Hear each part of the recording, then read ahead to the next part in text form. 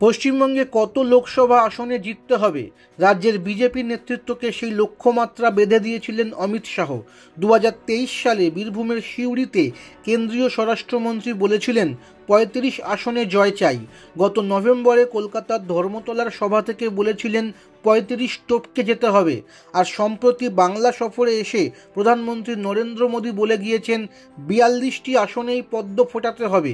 কিন্তু দলের আভ্যন্তরীণ হিসাব কি বলছে, কত আসনে জিততে পারে পদ্ম শিবির, সেই সংখ্যা প্রকাশ করলেন স্বয়ং অমিত শাহ।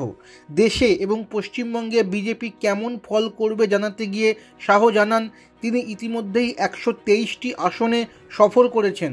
তার অভিজ্ঞতা জানিয়ে তিনি বলেন, দেশের কোণে কোণে নরেন্দ্র মোদীকে সমর্থন দেওয়ার জন্য মানুষ অপেক্ষায় রয়েছেন।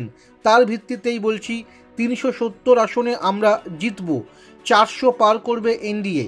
এই লক্ষ্য বাস্তবিক তো বটেই, সেই সঙ্গে দেশবাসীকে বলবো, আপনাদের মনে যে ভালোবাসা রয়েছে তা ভোটে দেখিয়ে দিন। দেখতে দেখতে 400 পার হয়ে যাবে। বাংলার প্রসঙ্গে তিনি বলেন, গত ভোটে আমরা 18টায় জিতেছিলাম, এবারে 25 আসন পার করে এগিয়ে যাব। আমাদের 2জন বিধায়ক ছিলেন, এখন 77 হয়েছে।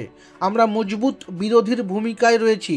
পশ্চিমবঙ্গে দুর্নীতির সরকার চলছে, পশ্চিমবঙ্গে ধর্মের ভিত্তিতে তোষণের সরকার চলছে। দেশের সুরক্ষার জন্যই পশ্চিমবঙ্গে বদল দরকার।